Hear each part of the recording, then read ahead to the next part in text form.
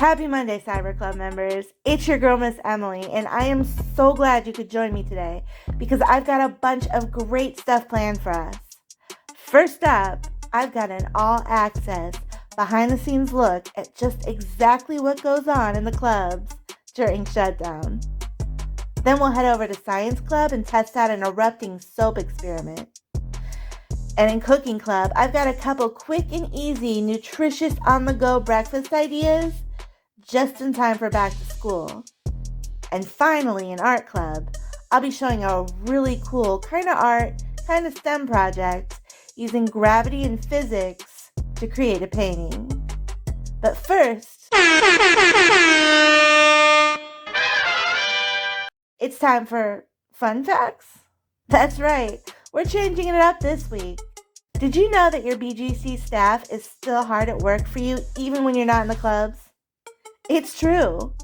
Recently, I had a chance to visit the Steve Wise Club and meet some of the staff and see all of the work that they put into making sure that you have the best possible club experience. And I just had to share it with you. Come on. Can you tell me your name, please? I'm Ebony Harris. And what do you do here? I'm the director at Steve Wise Club. And how long have you been working with us? I've been working with Boys and Girls Club for 2 years now. And what's your favorite part of working with the kids here at Boys and Girls Club? Well, I want to say a little bit of everything. Watching the kids' excitement, watching their growth, engaging with them, being able to help them with spots they struggle and like push them into being greater, leaderships, building all types of like confidence in kids. And what are you guys doing during the shutdown to get ready for the kids to come back? Right now we're planning for the school year. We're cleaning, we're reorganizing, doing some bulletin boards so that they come in from different from the summer boards, come into some new stuff. Our kids are entering different grades this year, so we want them to know that we noticed and we support back to school. So we're getting that together. Excellent. Can you introduce me to some of your staff? I sure can. All right. Hi, what is your name? How long have you worked here, and what position do you hold? I am Azai. I've been here for maybe 7-8 months, somewhere around there. All right. I'm a YDP. I run the reading program. Excellent. What's your favorite thing about working here? The kids. Great. And what are you doing to get ready for the kids coming back? Right now, I'm creating this sight word bulletin board. Very nice. You see the dog words to bark about. So Absolutely. Put a few sight words on here, go hang them up. Very good. So we can go over our letters, our words, and stuff. Getting some planning done. Perfect. And I'm doing this. Are you? And who are you, my dear? Yeah. You're Mia. And what is your position here at the Boys and Girls Club? My favorite. What's your favorite thing? My favorite is playing around the gym. Can you show me the gym later on? I would love that. What is your name and what do you do here at the Boys and Girls Club? All right, my name is Kendall, and I do STEM, which is science. Okay. And I will be taking over Torch Club as well. And what's your favorite thing about working here? One, I can bring my daughter here. So is that your daughter? Yes, it's my daughter. I'm working with her every single day. That's awesome. And then just enjoying the involvement with the other kids. And you're getting ready, doing some planning for the kids to get Yes, back? right now I'm looking up science experiments to do Awesome. with the kids. Yeah. All right, well, thank you. What is your name and what do you do here at the Boys and Girls Club? My name is Kiera. I have been with the Boys and Girls Club for about a year now. Mm-hmm. And I am the art teacher and I do anime club and other things with the kids. What are you doing to get ready for the fall session? Right now I am making plans for the art program for skills for them to develop on. I have a lot of projects, like a whole binder full, but I want to have specific skills for them to learn. And then I'm also a club kid, so thinking about like things that I liked when I was a kid and adding that to the projects. What's your favorite thing about working with the kids here?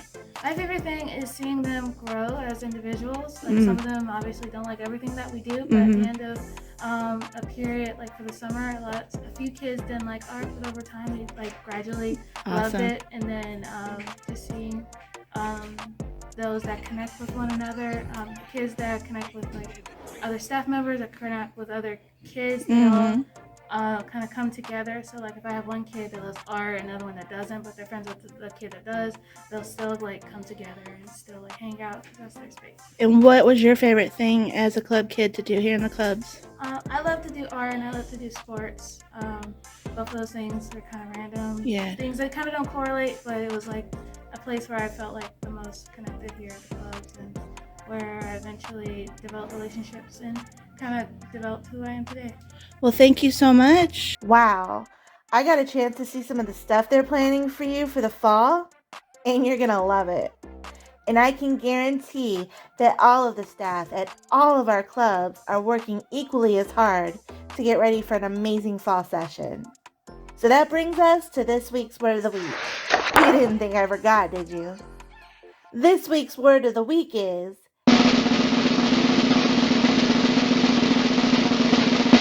advocate. Advocate, the noun, means one that works in support of something or someone, a supporter and a defender. For example, we are lucky to have so many amazing employee advocates that work so hard for all of you. Special thanks to the Steve Wise Club staff for sharing just a little of what goes into making the clubs so incredible.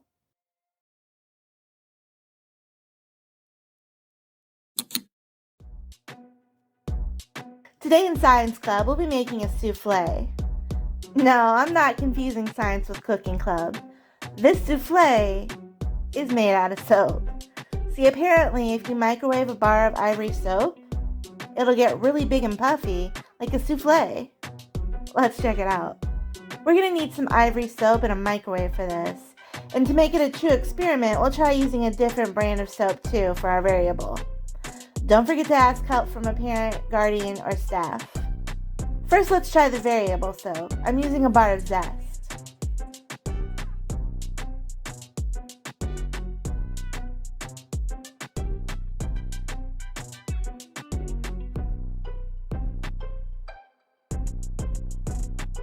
Doesn't look like it's doing a whole lot. Make sure to have your grown-up remove the plate from the microwave and don't touch the soap until it's cooled. This one melted. It looks like some cottage cheese or grits or something.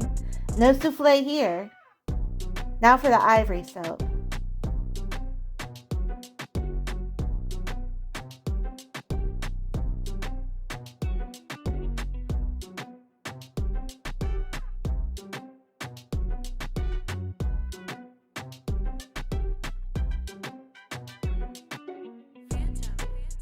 Whoa! We still got a whole minute to go, too.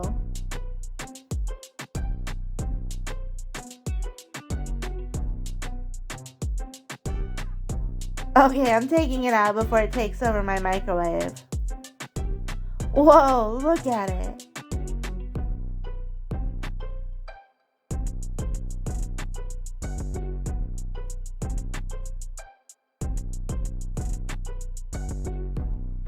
It's weird though, it doesn't feel fluffy. It feels like paper kinda, or flakes. So it worked.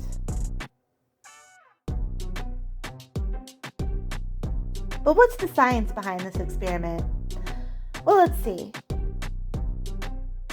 What happens when you drop most bars of soap into water? That's right, they sink.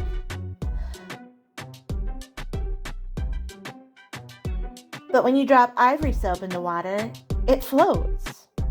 Even when I push it down, it pops back up. Can you guess why? If you guessed air, you're right. Ivory soap is filled with pockets of trapped air, and that's why it floats in the water. And in the microwave, the air expands, and that's why it fluffs up. This bar of Zest, on the other hand, is completely solid. That's why it sinks in the water and just kind of melts in the microwave. Pretty interesting. Snack time! Wow, I'd forgotten about all the different clubs in high school. I don't remember this one.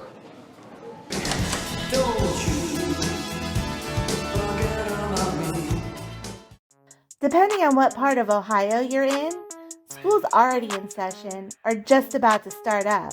And since a healthy breakfast is so important to starting the day off right, I thought it would be a great idea to check out a couple of fast and simple but delicious and nutritious breakfast recipes. This first one is an absolute brain food beast, and the key to making it a success is timing and multitasking. Grab a grown-up and then turn your burner on to medium. Add a little cooking spray to your frying pan, then crack 2 eggs.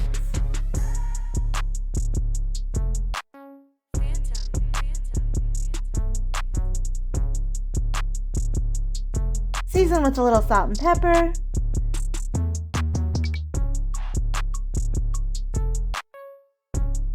And this is a personal preference, but I don't like runny egg yolks, so I break mine. But you do you.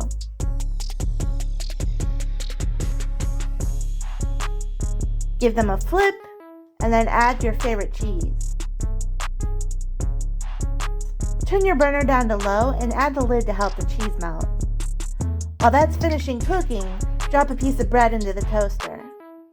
Okay, now this is going to be controversial, but stay with me. Take an avocado, just trust me, cut it in half, scoop out the insides, then smash it up with a fork.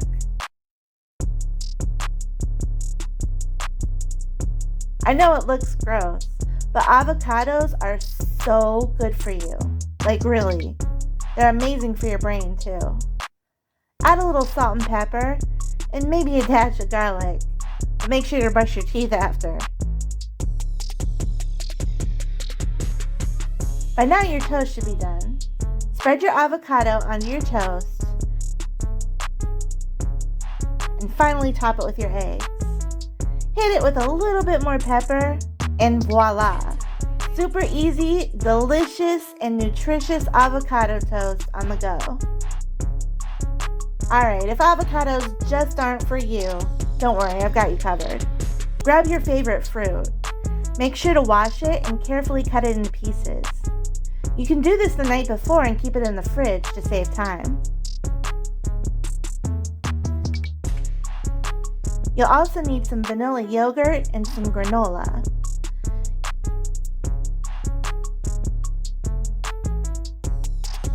Use a plastic cup for an on-the-go meal and layer a spoonful of yogurt and then next the fruit. And finally the granola.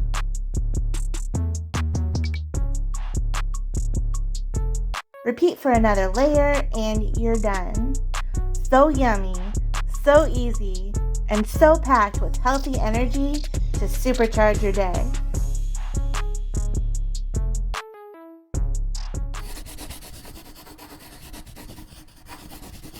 Alright artists, today in Art Club we'll be trying a really fun art/STEM project called pendulum painting. There's a lot of ways to do this project, but we'll be using a plastic cup, some yarn, some paint, a dowel rod, and 2 chairs. Sounds like an odd combo, I know. This is a disposable plastic cup, and I've poked a small hole in the bottom. I've also punched 2 holes in the sides directly across from each other. Now I'm going to take a short piece of yarn and thread it through the holes and tie a knot on both ends so that now my cup has a yarn handle. Take a piece of tape and tape over the hole in the bottom of the cup. I've also taken some paint, I'm just using regular old latex house paint, and thinned it down with water, but any water-based paint will work. Just make sure it's thin enough to stream evenly from the hole in the bottom of your cup. You might want to test it out first before moving on to the next step, which is to construct our base. First you want to put something on the ground to protect it from paint, like a tarp or some trash bags or newspaper. Next, arrange the 2 chairs across from each other back to back and tie a dowel rod to the top of each, like so. Finally, tie a piece of yarn or twine to the middle of the dowel rod long enough to almost reach the ground. Then just tie the cup to the hanging piece and slide a large piece of paper under the cup. Here's my setup.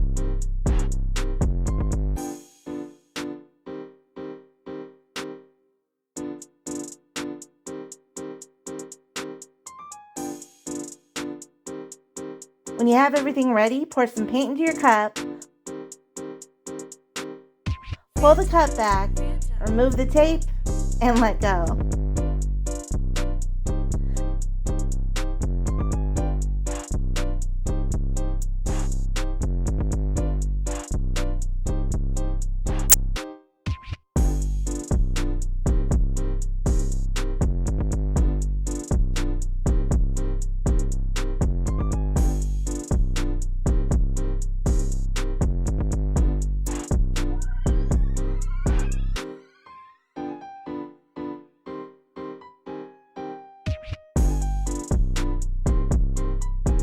The angle and height you release the cup from affects the pattern it makes too. Can you name the scientific principle at work in this project? That's it for this episode. I hope you enjoyed it as much as I enjoyed hanging out with you. Be sure to check back this Wednesday for more fun stuff to do. Good luck on a great start to the school year. Have a fantastic start to your week, and I will see you next time.